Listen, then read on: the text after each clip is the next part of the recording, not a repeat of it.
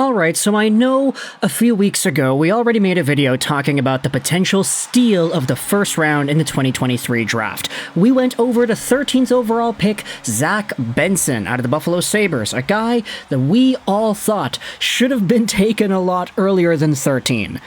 Long story short, he's going to be reunited with his teammate Matthew Savoie from the WHL in Buffalo. There's already Peyton Krebs in that system as well, so there's a really good connection between Winnipeg Ice players and Buffalo, but aside from Zach Benson at number 13, there was yet another player taken by a team in the New York East Side area that I thought made a very, very good pick. And we already made one video just going over the reaction to the draft pick itself, but in this one I wanted to dive deep into what this player signifies for this team and what you could expect heading into the next few years.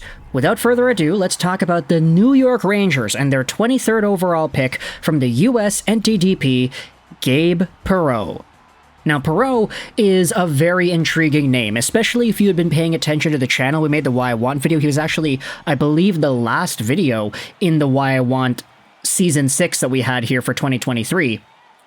Gabe Perreault, if you read just from the title of that video by itself, he was a player that, with the NTDP, outscored Austin Matthews and Jack Hughes. And that by itself is phenomenal. You don't go out there every year and seeing NTDP guys getting more points than Matthews and Jack Hughes, but Gabe Perreault went out there and did that.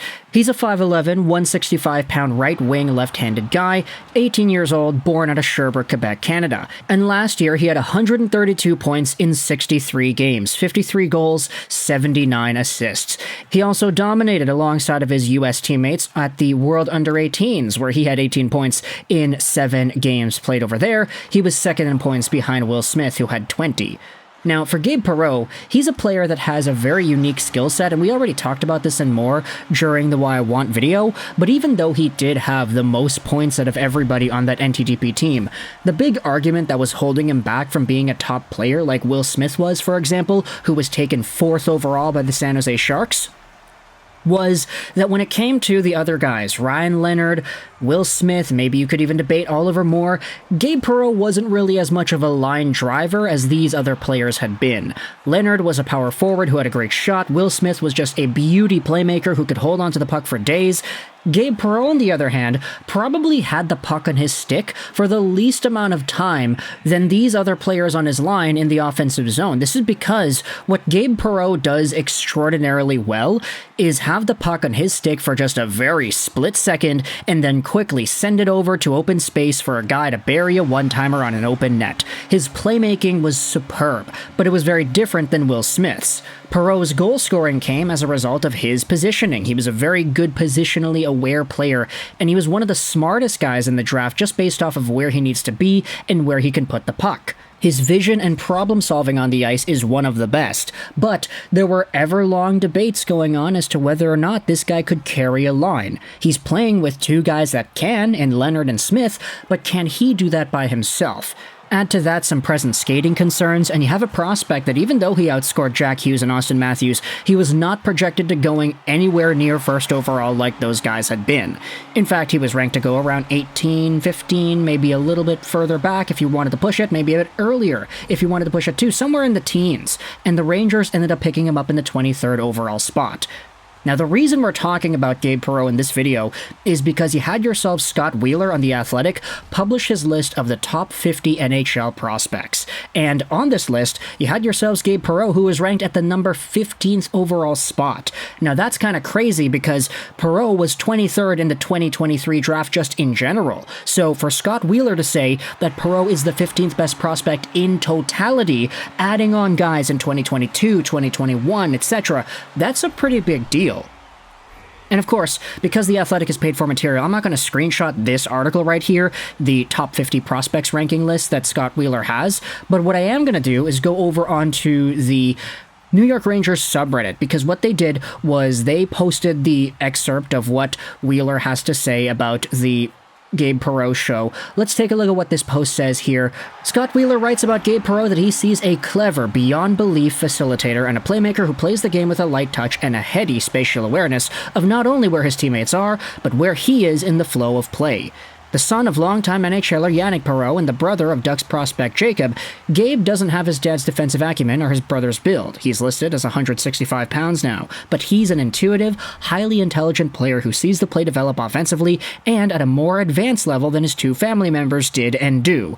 And then almost anybody on this list does. He can make himself available and finish plays. His ability to bait defenders and open them up so that he can slide passes through their feet is so impressive. He gets shots off extremely fast and without bobbles and catch-and-release sequences. He plans things out on the ice at speed and then finds a way to make his desired play. He's a slick one-on-one player, but will also wait that extra split second and then just sling a pass tape to tape across the grain. He's become a bit of a puck thief, consistently tracking back to empty the tank and make effort on stick lifts.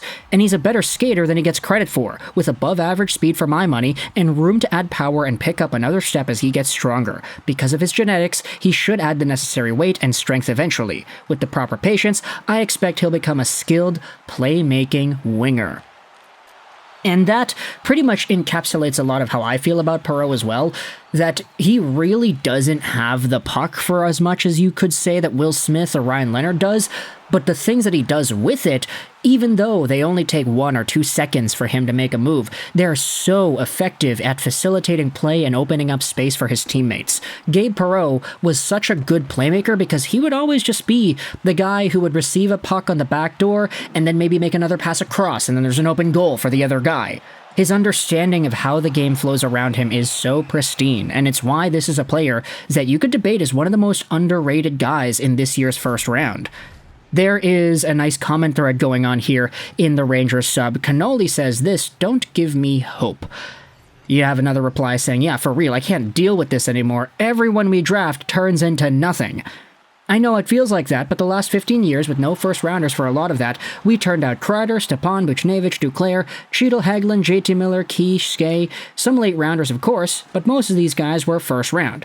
It's easy to focus on the first-round busts in Lias Andersson, Vitaly Kravtsov, Alexis Lafreniere, Capo Caco, but the Rangers are far from the worst in the league at developing high-end talent. Just look at Montreal's track record with their first-round picks in the same time frame. Okay, yeah. So it's interesting to see how the Rangers have gone through this entire process, because just taking a look at the guys they've taken towards the top end of these first-round drafts, of course, we had already talked about the big four. Lias Andersson, Vitaly Kravtsov, Capo Caco, Lafreniere. These guys have not amounted to much for the Rangers, or at least they haven't amounted to what we thought they would be able to amount to. Lafreniere's still on his way, I would say.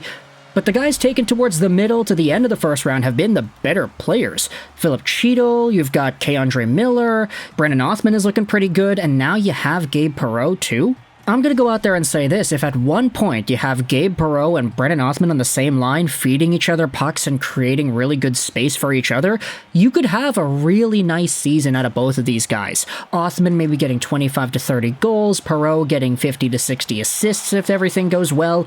I feel like there's a lot of offensive potential here out of this player, but you're never going to see him being the #1 play-driving, just absolute bona fide superstar. Perreault might get a lot of points, and he might actually be one of the top scorers on the Rangers one day, but he's going to need the necessary cast around him to really build and allow his skill set to manifest the best things possible, because without skilled players to put the puck in, playing alongside of Gabe Perreault, he's rendered a lot less effective than if he had superstar players alongside of him. I know you could say the same thing about everybody. Oh yeah, if I was playing with Sidney Crosby, I could get 20 goals in the NHL, but that's not what I'm alluding to here. It's the skill set in particular that Perreault has that is so well adjusted to playing with elite talent that you kind of have to set this guy up with the best players around him possible to get the most out of him, period. So let me know your thoughts in the comment section below about Gabe Perreault. Scott Wheeler is going out there and ranking Perreault as the 15th best NHL prospect, period, even though he was taken 23rd overall in 2023. What are your thoughts about that? What are your thoughts about the way Perreault's game has evolved over the past season? What do you think he's going to have to do next year to really make sure his development goes down the right path? And do you think he has it in him to get that done? He's heading over to Boston College next season, which is going to be really weird because next season with BC, you also have Ryan Leonard and Will Smith all committed to going there. So it's going to be a reuniting of the same NTDP first line just over there in NCAA territory. So yeah, we'll see if everything is able to carry over from junior to college, but let me know your thoughts in the comment section below. I hope you enjoyed this Vrishaj Rolls 99, and bye.